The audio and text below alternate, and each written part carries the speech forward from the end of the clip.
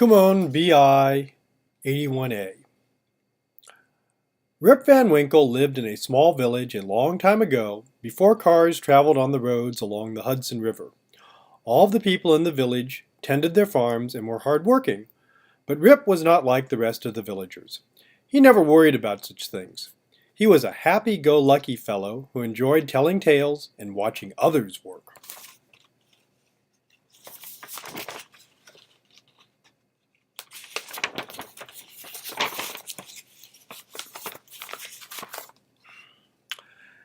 Each day, Rip could be found sitting on a bench in front of the village general store. He would tell stories to the children or discuss the problems of the day with his neighbors. Rip and his dog Wolf enjoyed hunting together in the nearby hills, but he never brought home anything to eat. Everyone in the village thought Rip was a fine fellow, except his wife, Mrs. Van Winkle. Mrs. Van Winkle thought her husband was a lazy, good-for-nothing. Her opinion of Rip Van Winkle could be heard for miles around. "Where are you, you lazy loafer?" she would yell. "What will become of us? The cows need milking and the garden needs weeding." When asked to fix the roof, Rip would say that it didn't look like it was going to rain. He always found an excuse to get out of doing his work around the house.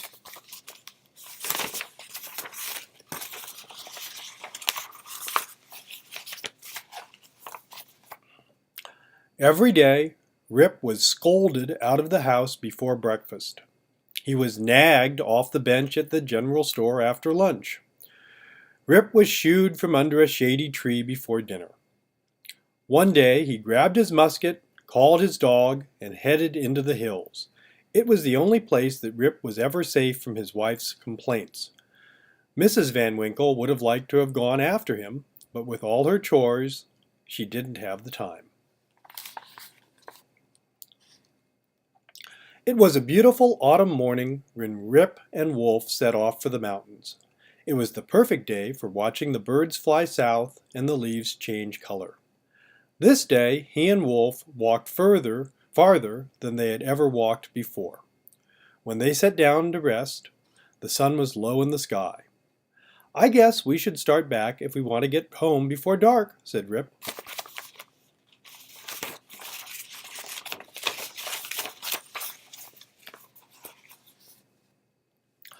Although Rip reminded Wolf that they should be heading back, his dog didn't seem very happy to leave.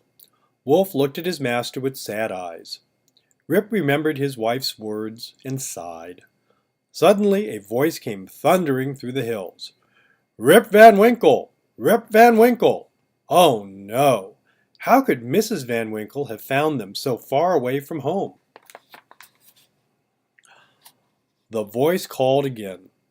As Rip looked through the trees, a small man appeared. What a strange little man he was! He wore short baggy pants and a wide-brimmed hat. His shirt was decorated with shiny brass buttons that seemed to glow in the setting sun. He had long curly hair and a gray beard, and over his shoulder he was carrying a wooden keg. Rip was happy to see that it was not Mrs. Van Winkle.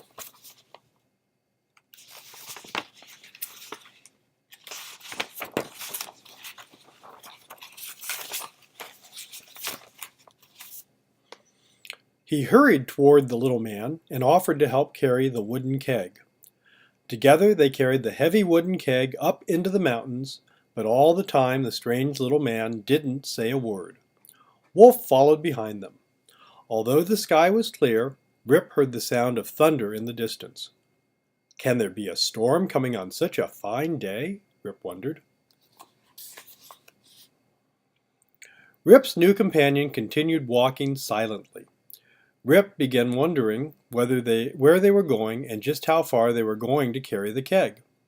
Suddenly they came to a flat, open area surrounded by trees. Looking in the clearing, Rip realized that the noise he had heard was not a storm. Before him, a group of little bearded men was bowling.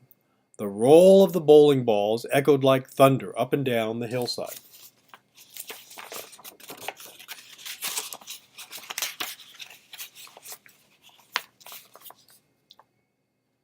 The group of men thanked Rip for helping their friend carry the wooden keg. Inside the keg was some sort of strange drink. As they continued their game of bowling, they all drank a cup. Rip had a cupful himself and thought it tasted very good. So Rip drank another cup. He watched the sun go down as he finished his third helping. "I'll just have one more glass before we head on our way home," said Rip to Wolf. When Rip finished, he began feeling very, very sleepy. It had been such a long day, and the thought of Mrs. Van Winkle made him even sleepier. Rip stretched out his arms and lay down on the damp ground. Soon he fell fast asleep to the sounds of the strange little men bowling. Wolf curled up next to him.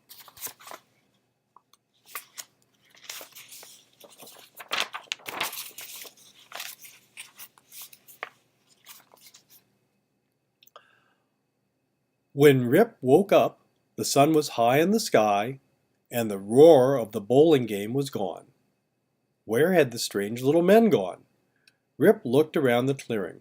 The wooden keg was gone, his faithful dog Wolf and his musket were nowhere to be seen. "Why, those strange little men must have stolen my musket and taken my dog.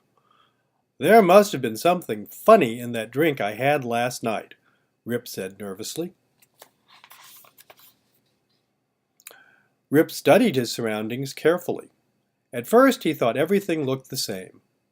But then he noticed that the trees looked taller than they had the day before.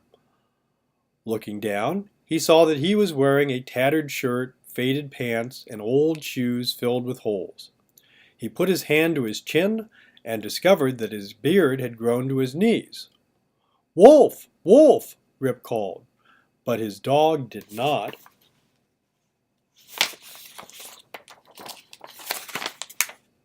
Come.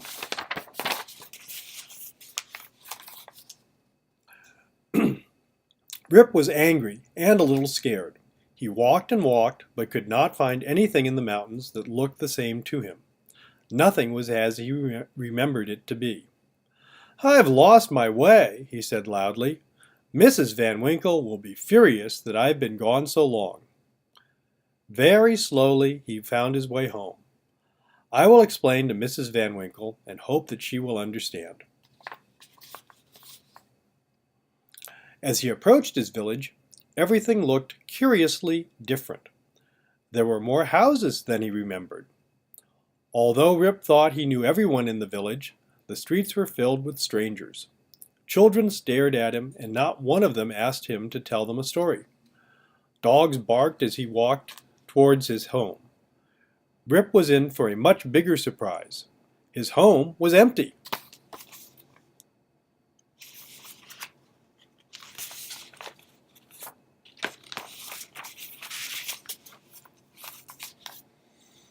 The roof was sagging, and the garden was overgrown with weeds. No smoke billowed out of the chimney. An old wooden door hung loosely on its hinges. "Is this my house? Where are my wife and children?" he wondered sadly to himself. He walked inside and found cobwebs covering the furniture. The floors creaked, and the wind blew through broken windows. People from the village gathered outside the broken-down house. They were curious to see who the stranger was and what he was doing. Confused, Rip headed for the general store. Maybe someone would be able to tell him where his wife and children were. "What do you want, stranger?" asked the girl behind the general store counter. "Stranger?" questioned Rip. "I am Rip Van Winkle. I live here." "Rip Van Winkle? Why, he's been gone for 20 years, said the girl. He went out hunting with that old dog of his and never came back."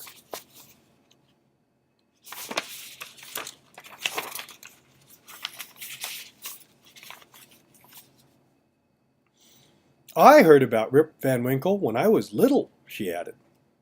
"You say he's been gone from the village for 20 years?" asked Rip. "Doesn't anyone know Rip Van Winkle?"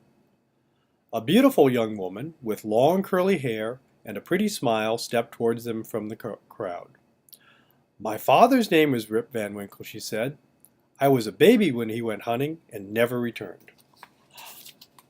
"You must be Judith. I'm your father," said Rip, with tears in his eyes. "Where are your mother and brother?"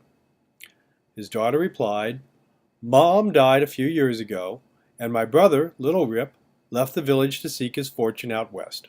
Please come home with me, Daddy." Everyone cheered as father and daughter hugged each other. As the news spread, everyone in the village wanted to hear about the strange old man. He told his story over and over again.